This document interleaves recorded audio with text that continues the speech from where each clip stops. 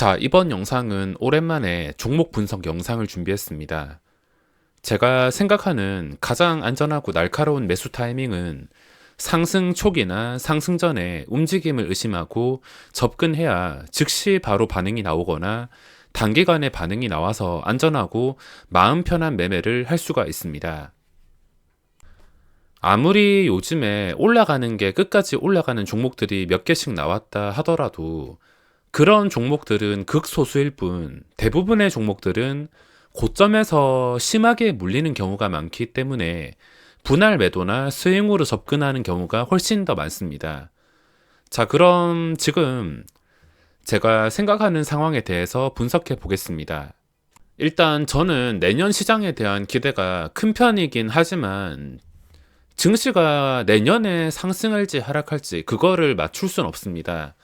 기대가 큰 편이라 다른 때보다도 훨씬 더 적극적으로 또 비중을 높여가지고 매매를 하긴 하겠지만 갑작스럽게 추세가 안 좋아지거나 뭔가 돌발 상황이 나오게 된다면 그에 맞게 대응할 수밖에 없습니다. 내년에 시장이 기대되긴 하지만 시장이 오를 것까지는 맞출 수가 없습니다. 시장이 내린다면은 이야기가 달라지겠지만 오를 경우에는 그 올라가는 업종이 뻔하기 때문에 지수를 끌어올릴 수 있는 업종 위주로 선택을 해야 된다 생각합니다. 예전에는 셀트리온 헬스케어 중심으로 바이오주들이 코스닥을 끝까지 올렸지만 지금 코스닥을 올리기 위해서 최근에 연말 이벤트로 인해서 셀트리온 헬스케어, 셀트리온이 잠깐 반짝이긴 했지만 일회성 이벤트라 생각을 하시면 되겠으며 지금은 바이오주들에게 이 셀트리온 헬스케어 포함해서 바이오주들에게 기대를 할 수가 없습니다. 어제도 종가 기준으로 보시면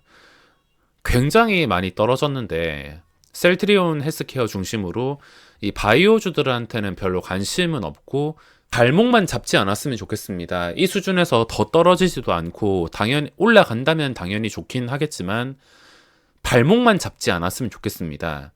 바이오주들을 제외한다면 지금 메타버스 게임주밖에 없는데 그 중에 첫 번째가 펄어비스입니다. 최근에 양봉이 떴다고 분석한 게 아니라 추세가 안정되기 시작할 때부터 저는 분석을 시작했습니다.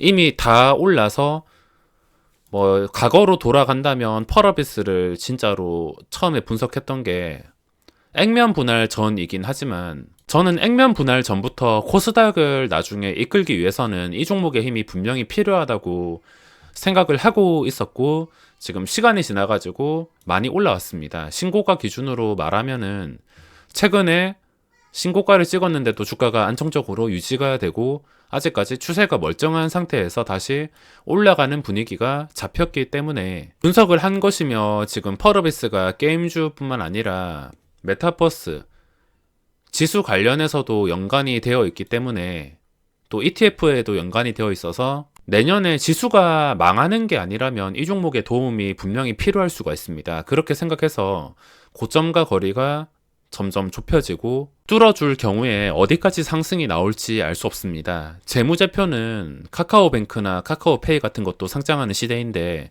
별로 신경은 쓰고 싶지 않습니다. 자, 기관의 수급 체크하자면 최근에 아주 탄탄하게 기관의 수급이 누적이 되고 있습니다. 최근 금융투자 매도는 어쩔 수 없다 치지만 다른 기관 쪽에서 싼그리 매도로 완전히 추세를 망가뜨릴 정도의 장대 음봉이 나오면서 싼그리 매도가 나오는 상황이 아니고서는 이 추세가 쉽게 깨지기는 어려운 상태입니다. 최악의 상태는 무엇이냐면 갑자기 거래량이 실려가지고 하루 종일 기간에 엄청난 매도가 나오는 것, 장대 음봉으로 여기서 한 10% 이상 떨어지는 것, 그거는 장 초반에 어느 정도 눈치를 챌 수 있습니다. 귀찮더라도 거래량 실린 장대 음봉에 기간의 싼그리 매도로 추정되는 그런 수급이 잡힌다면 첫 하락일 수가 있어서 주의를 해야 될 필요가 있지만 그런 최악의 상황이나 단타 치는 거 아니고서는 지금 상승 하락 잠깐 한다고 별로 신경 쓸 만한 추세는 아닌 것 같습니다. 자, 그리고 두 번째가 디어유인데 이것도 계속해서 추세를 관찰 중에 있습니다. 엔터계 메타버스라 불리는데 지금 추세가 신규 상장주 중에서도 심상치가 않습니다. 여기까지는 볼품이 없었는데 시간이 지나고 나서 점점 더 안정이 되면서 추세가 신고가를 뚫어주는 추세로 자리 잡고 있습니다. 시가총액 규모는 1조 8천억 원. 시가총액이 작다고 좋은 게 아니라 오히려 시가총액이 크다면은 다른 잡주보다도 훨씬 더 방어력이 뛰어난 상태에서 상승률이 꽤나 높게 나올 수가 있어서 디어유를 선택하게 되었습니다. 게다가 기관이 꾸준하게 관심을 갖고 있는 종목인데 이것도 얼마 전부터 분석을 시작해서 쭉 내리다가 다시 올라와서 다시 내리다가 점점 더 고점을 높여가고 있습니다. 보시면은 83,200원. 차트 모양이 예쁘게 잡히기 위해서는 이 정도 자리를 지켜줘야 되는데 현재는 이 자리 밑에서 마감을 했습니다. 여기서 결정될 수가 있는데 이게 진짜 올라갈 종목이고 고점을 뚫어줄 종목이라면 이 자리 회복한 다음에 순식간에 장대 양봉이 나올 수가 있습니다. 제가 이전에 자이언트 스텝을 완전 상승 초기에 분석한 원리도 이것도 이쯤부터인가 이때 6월 21일에 분석하고 그 다음 날에 바로 이렇게 장대 양봉이 나왔는데 똑같이 생각을 하고 있습니다. 이게 당장 장대 양봉이 나온다는 말이 아니라 똑같은 방식으로 똑같은 추세로 접근해서 이걸 지켜주면서 양봉 한 번 나올 경우에는 신고가를 뚫어줄 확률이 굉장히 높아집니다. 이 종목을 제가 몇 주 동안 지켜보면서 느낀 점은 거래량이나 올려주는 주체가 없으면 하루 종일 답답하고 없던 병도 생길 것처럼 움직이기 때문에 조정이 있을 경우에 편안한 마음으로 버티기가 어려울 수가 있습니다. 그리고 지금 83,200원 밑에 있지만 올라갈 가능성이 높아진 상태에서 이 자리에서 더 떨어진다 하더라도 거리를 너무 멀리 띄우게 된다면 다시 반등하는 게 힘들어질 수가 있습니다. 더 내려간다 하더라도 최소한 최근에 떴던 이 양봉 몸통 정도는 지켜주면서 다 깨는 게 아니라 최소한 한 8만원 정도, 앞자리가 바뀌는 8만원 정도는 지켜주면서 거래가 된다면 주체가 원할 때 언제라도 한 방 한 방 10%씩 띄울 수가 있는 종목이라 단타보다는 스윙 이상 쪽에 가깝다고 볼 수 있습니다. 단타는 확실하게 평소와 다른 거래량이 붙을 때만 단타만 칠 수 있지 평소에 단타로 접근하거나 떨어진다고 눌림으로 들어갔다가 그대로 물려가지고 고생할 수가 있습니다. 자, 그리고 세 번째가 NPC란 종목인데 이것도 최근에 많이 활용을 했습니다. 첫 상승 나온 다음에 여러 번 활용하면서 수익을 챙겼던 종목인데 여기서 끝까지 상승한 게 아니라 10,000원 근처까지 내려와서 거래가 끊겼습니다.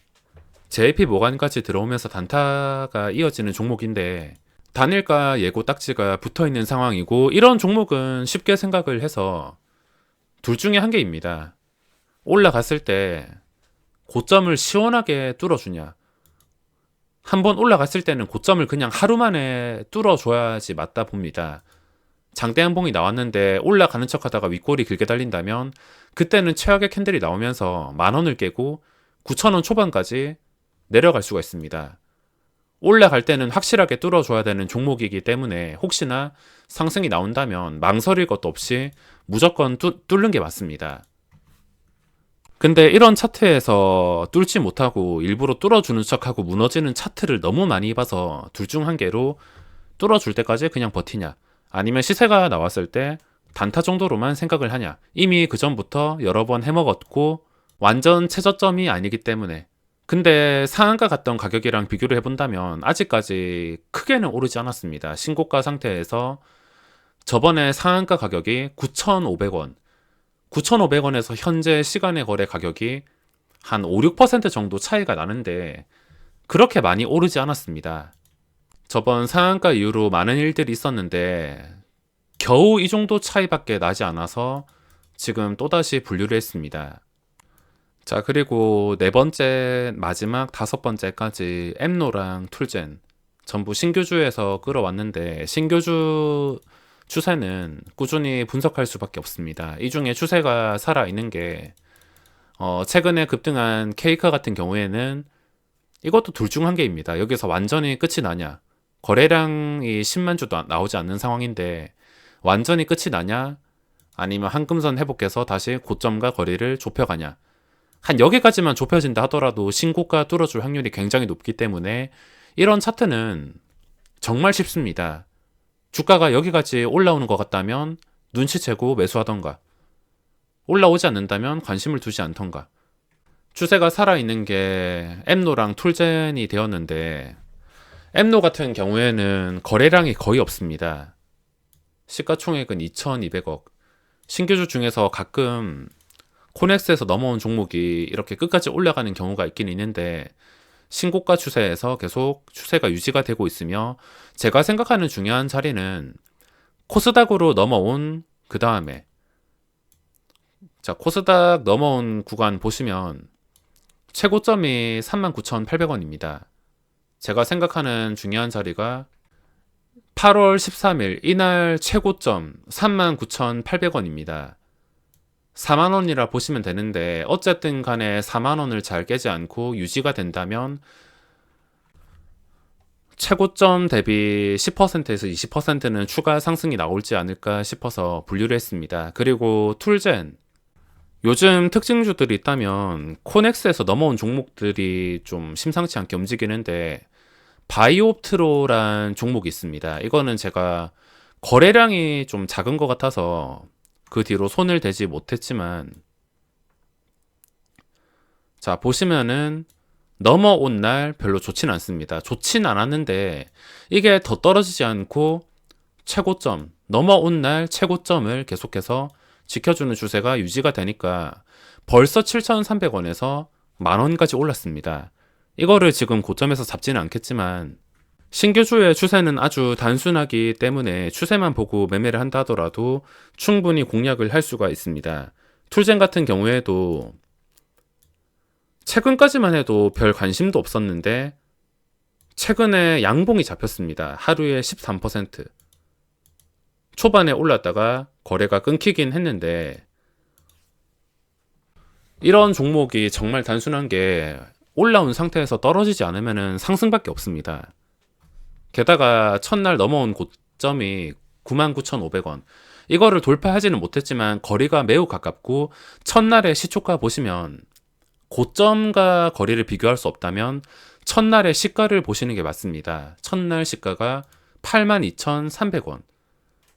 근데 82,300원을 한참 넘어가지고 현재 88,000원쯤에서 마감을 했습니다. 오늘 쇼만 했다면 잠깐 올렸다가 그대로 윗골이 길게 달려가지고 한 1%, 2% 마이너스에서 마감을 했을 텐데, 양봉의 몸통이 살아있는 상태로 마감을 했기 때문에 분류를 하게 되었습니다.